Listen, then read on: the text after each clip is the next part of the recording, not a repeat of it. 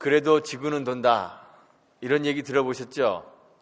지구가 태양의 둘레를 돈다는 자신의 주장을 철회하고 종교 재판장을 나오면서 갈릴레오 갈릴레이가 했다는 그러한 말입니다. 그런데 사실은 갈릴레오가 이런 말을 한 적이 없다 그럽니다. 이탈리아의 작가인 주세페 바레티라는 사람이 소설의 창작으로 만든 이야기라고 합니다.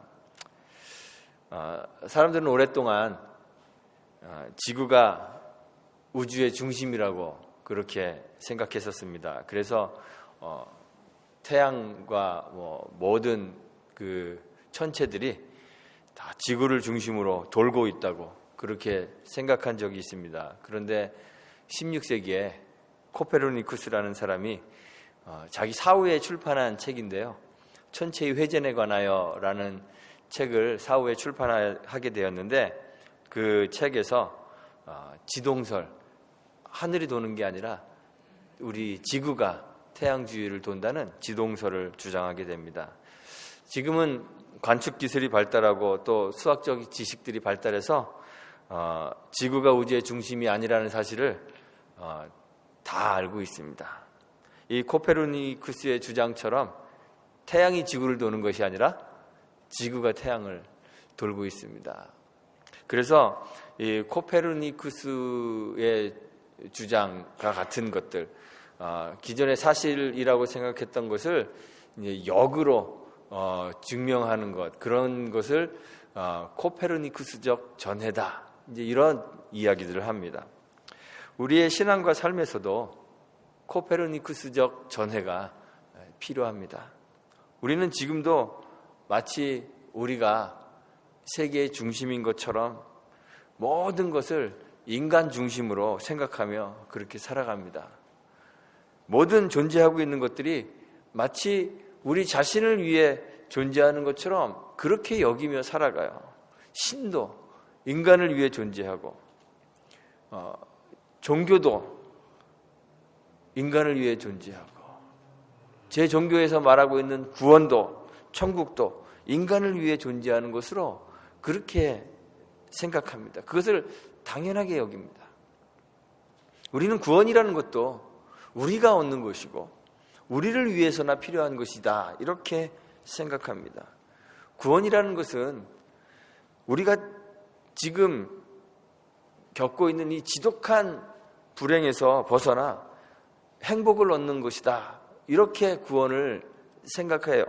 그래서 구원받은 후에 우리가 얼마나 더 행복해지는지 그런 거에 관심이 있습니다. 천국에 들어가게 되는데 천국에 가서 우리가 거하게 될 그런 집, 이런 거 우리가 관심이 있습니다. 우리가 받을 상급, 이런 거에 관심이 있습니다. 우리가 쓰게 될 면류관이 어떤 것인가 하는 것이 우리의 구원인 것으로 그렇게 생각합니다. 그런데 성경은 모든 존재하는 것의 중심에 우리가 아니라 하나님이 계시다고 그렇게 이야기합니다. 물론 천국에 가서 세상에서는 비교할 수 없는 그런 엄청난 행복을 누리게 되는 것 당연합니다. 그거 아니라고 이야기하는 것은 아닙니다. 그런데 우리가 기억해야 될 것이 구원과 천국의 중심이 우리가 아니라 하나님이시라는 사실을 기억해야 되는 거예요. 누가복음 15장에는 같은 의미의 세 가지 비유가 등장합니다. 잃어버린 양의 비유, 잃어버린 드라크마의 비유, 잃어버린 아들을 찾는 사람의 비유, 이 세 가지 비유가 나옵니다. 이 비유들을 우리가 자세히 읽어보면 그 비유의 중심, 그 비유의 주인공은 잃어버린 양도 아니고 잃어버린 드라크마도 아니고 잃어버린 아들도 아니라는 것을 알 수 있습니다. 양을 찾는 목자, 드라크마를 찾는 여인, 아들을 찾은 아버지가 이 비유들의 주인공입니다. 100마리의 양 가운데 한 마리의 양을 잃어버린 목자는 그 한 마리를 찾도록 찾습니다. 찾을 때까지 찾는 거예요. 그리고 찾아서는 즐거워하며 그 양을 어깨에 메고 집에 와서 그 벗과 이웃을 불러 모으고 잔치를 벌입니다. 이것이 비유의 이야기입니다. 10 드라크마 중 하나를 잃어버린 여인도 그렇습니다. 등불을 켜고 집을 쓸며 찾도록 부지런히 찾습니다.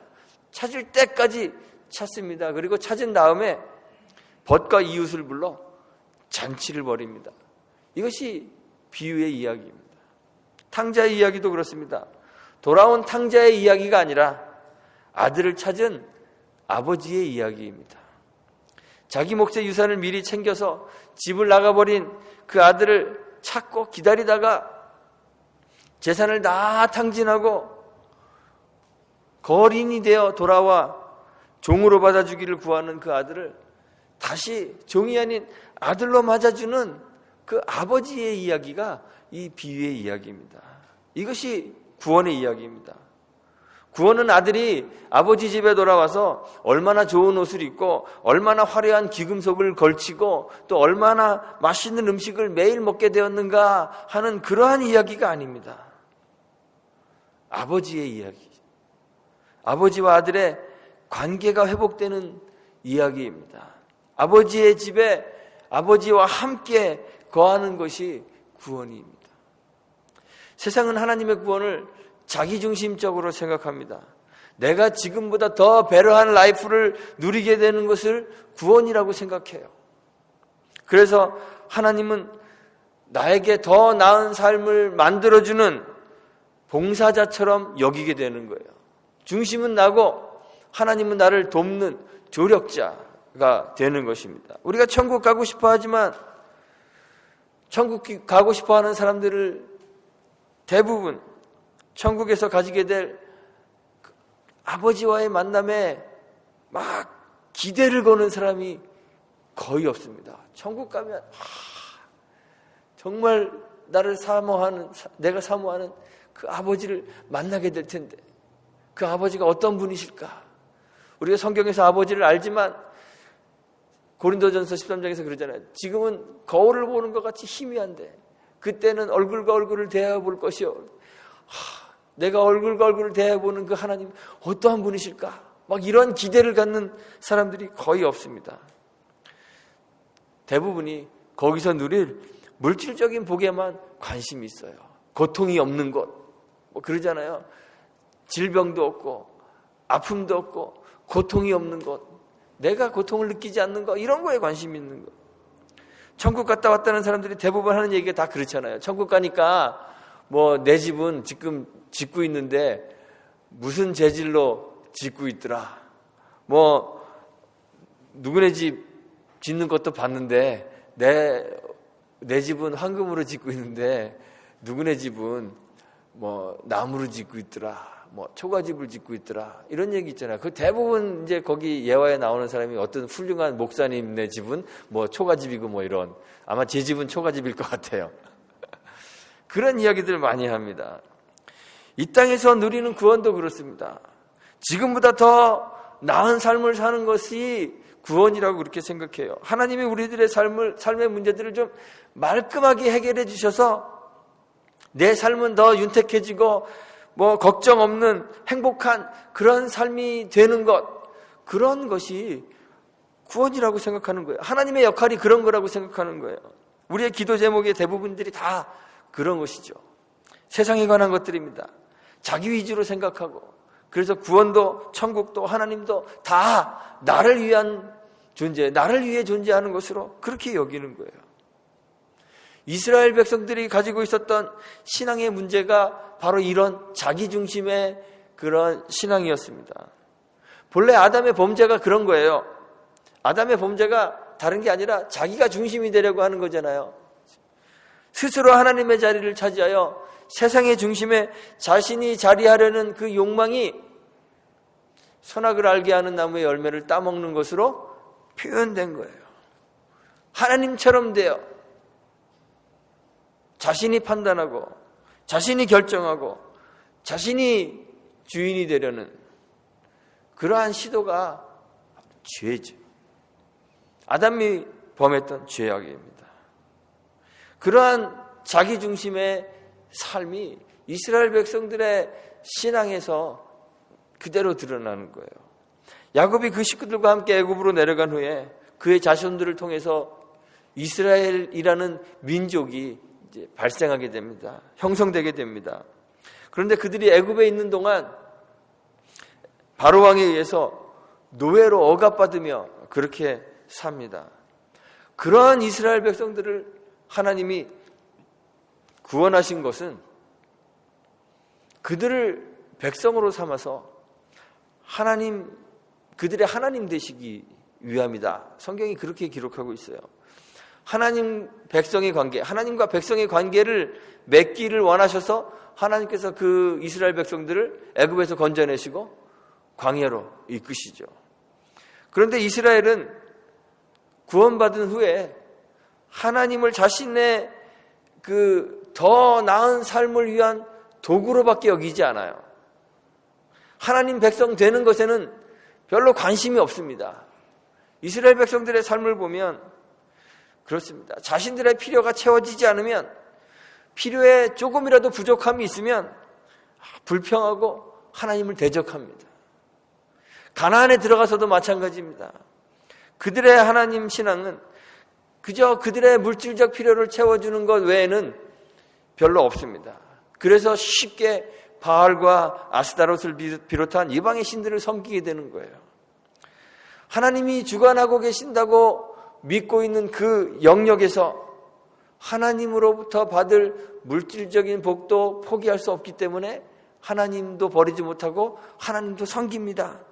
그런데 다른 신들이 주관하고 있는 영역에서 받을 수 있는 그런 물질적 복도 또 같이 받고 싶기 때문에 이방신들도 함께 섬기는 거예요. 그래서 하나님도 섬기고 이방신도, 바알도, 아세라도 섬기는 것입니다. 그래서 엘리야가 갈멜산 꼭대기에서 이스라엘 백성들에게 그러죠.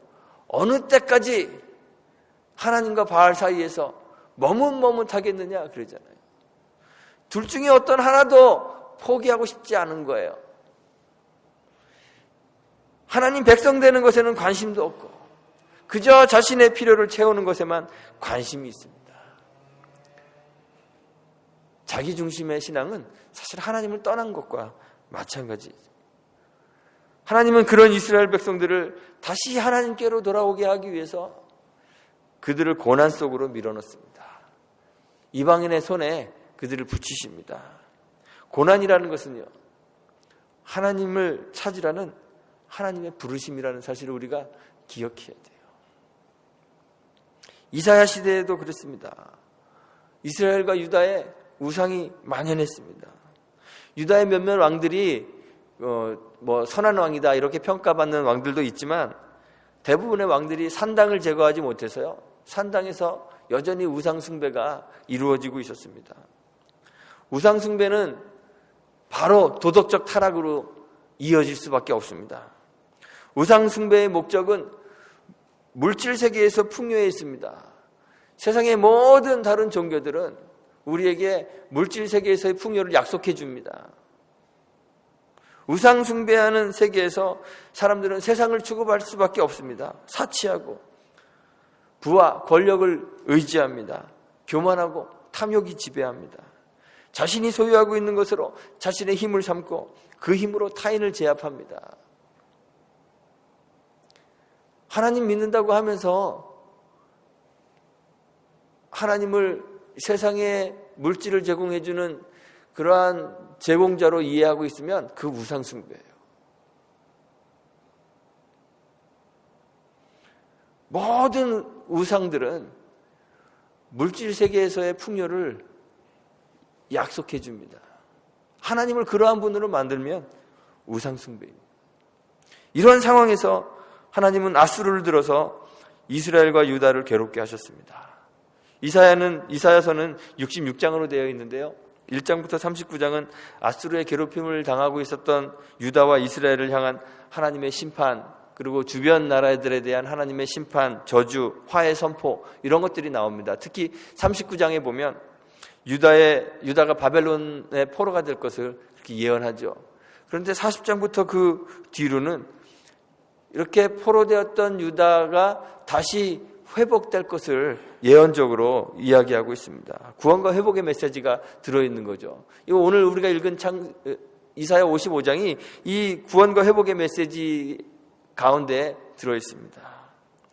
바벨론 포로에서 회복될 것을 예언하고 있는 그러한 성경입니다. 유다 백성들이 원하고 있었던 구원은 어떤 것일까요? 유다 백성들이 바벨론의 포로로 잡혀간 이후에 포로기와 포로기 이후에 모든 유대인들의 한결같은 소망이 있습니다. 그 소망은 뭐냐면 이스라엘 나라를 회복하는 것이에요. 이 소망이 수백 년 후에 그 예수님의 시대까지 이 소망이 계속적으로 이어집니다. 다윗의 계보를 잇는 강한 용사가 그러한 왕이 등장하여서 이스라엘 나라를 회복하고 압제받던 신분을 뒤집어서 오히려 다른 민족들을 압제하는, 다른 민족들 위에 군림하는 그러한 신분으로 바뀌어지고 또 착취당하고 그래서 가난하고 궁핍한 그런 삶에서 풍요로운 삶으로 신분이 상승되는 그러한 기대, 그러한 구원을 소망하고 있는 거죠. 그런데 이런 포로된 유다 백성을 향한 이사야의 회복의 메시지에서 하나님이 하신 말씀은 달라요. 여호와를 찾으라는 거예요. 하나님은 유다 백성들에게 양식 아닌 것을 위하여 은을 달아주며 배부르게 못할 것을 위하여 수고하고 있다고 질타하십니다. 질책하십니다. 그리고 그들 지금 추구하고 있는 것들 이제 중단하고 여호와께로 나오라고, 여호와를 찾으라고 그렇게 요구하십니다. 여호와를 만날 만할 때 찾으라. 가까이 계실 때 그를 부르라고 합니다. 악인은 그 길을, 불의한 자는 그 생각을 버리고 여호와께로 돌아오라고 하나님이 그들을 부르시고 계십니다.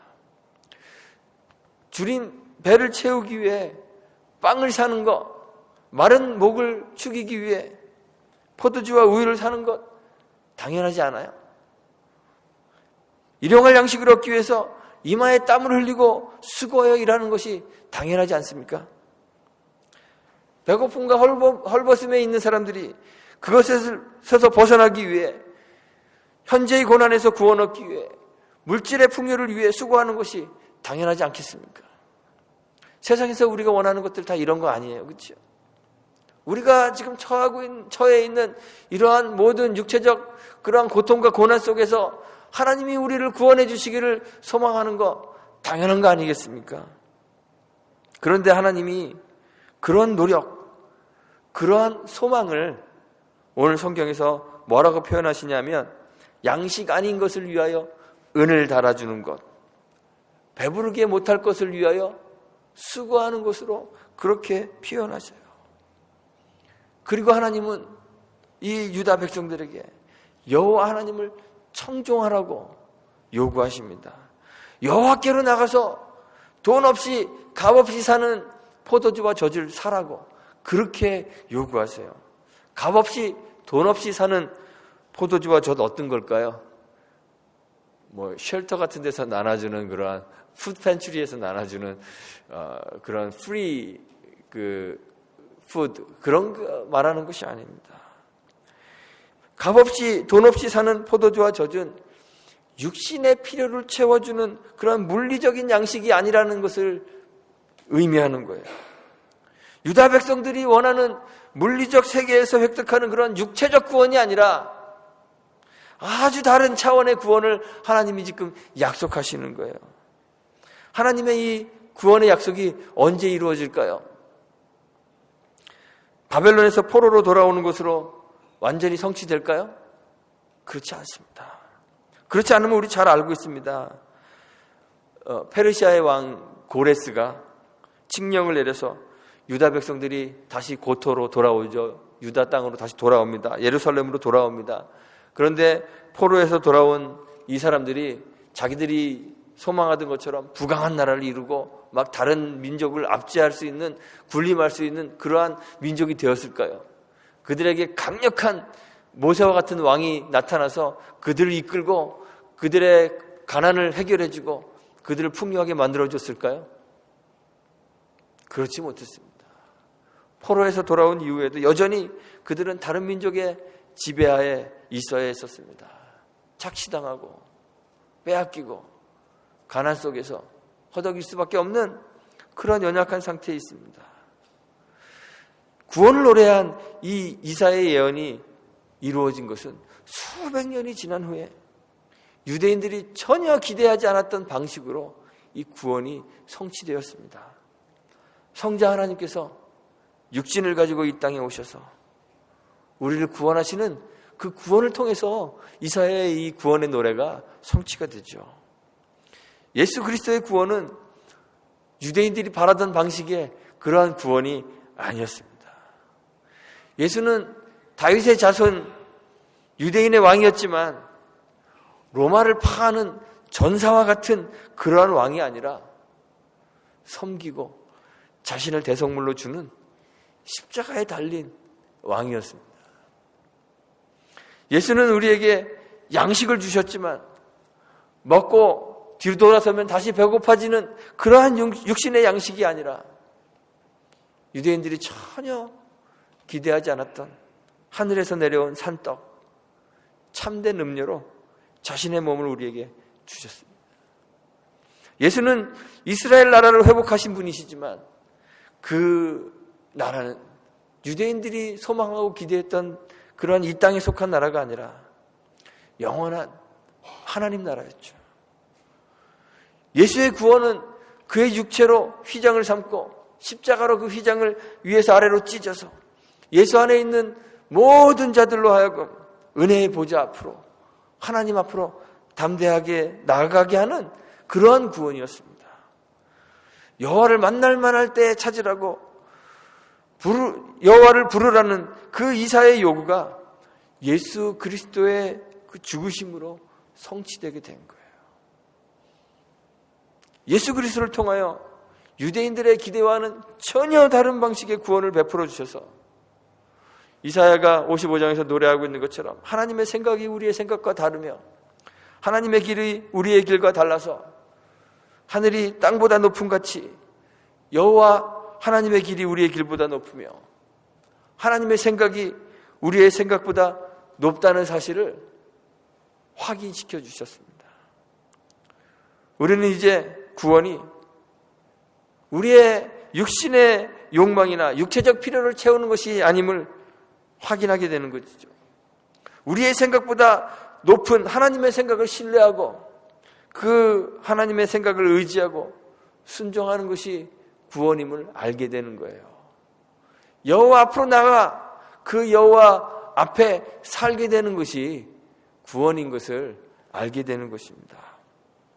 우리도 그렇습니다. 우리의 생각으로 만들어 놓은 구원의 길과 방식이 있어서 하나님께 요구하는 우리의 그 신앙의 요구들이 있죠. 하나님이 우리를 도우셔서 물질적으로 우리의 궁핍함을 제어해 주실 뿐 아니라 풍요롭고 부유하게 해주시기를 우리가 바라죠. 우리 항상 기도할 때 그런 기도 많이 하시잖아요. 세상에서 머리가 될지언정 꼬리가 되지 않게 해주세요. 이렇게 기도하면서 세상에서 사회적인 지위, 명예, 권세 이런 것들을 얻기를 갈구하죠. 살기 퍽퍽하고 고통스러운 세상에 살면서 하나님이 좀 우리의 걱정과 염려들 다 제거해 주시고 우리의 삶에는 비단길 깔려져 있는 그러한 평안한 삶 살게 해주시기를 소망하며 날마다 하나님께 나아가잖아요. 하나님이 근데 그렇게 해주지 않으시면 실망하고 하나님의 존재를 의심하기도 하고 하나님의 능력을 의심합니다.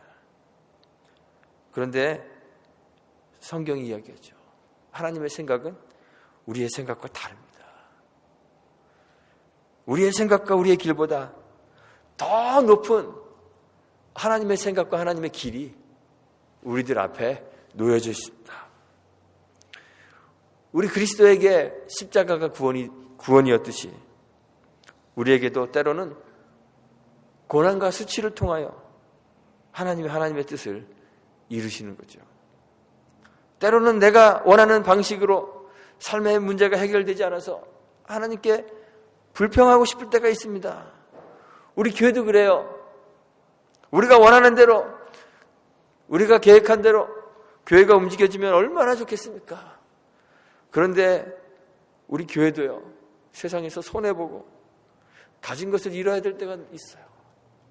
속상하고 마음이 아플 때가 너무나 많이 있습니다. 하나님이 우리를 다루시는 방식이 이해가 되지 않아요. 하나님의 교회인데 하나님 왜 우리를 이렇게 다루시나요? 하나님의 교회인데 왜 하나님의 교회가 이렇게 세상 속에서 멸시를 받고 힘들어야 하나요? 주님의 교회인데 왜 주님의 교회가 이렇게 세상 속에서 가난해야 하나요? 왜 이렇게 연약해야 하나요? 왜 우리가 손해봐야 하나요? 하나님이 우리를 다루시는 방식이 이해하기 어렵고 우리의 소망과 어긋날 때가 있습니다.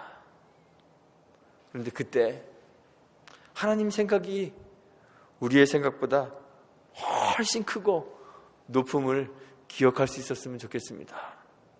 그리고 그 여호와 앞에 나아가 그가 주시는 돈 없이 값 없이 먹고 마시는 포도주와 젖을 사서 먹는 그런 신자들이 되시기를 간절히 소망합니다. 우리의 욕망을 역행하는 그러한 신령한 구원을 맛볼 수 있는 저와 여러분들이 되기를 소망합니다.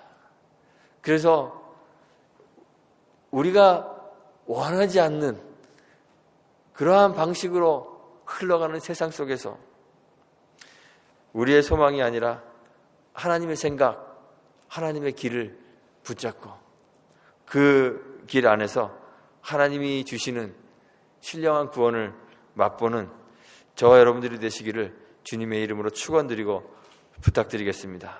함께 기도합니다.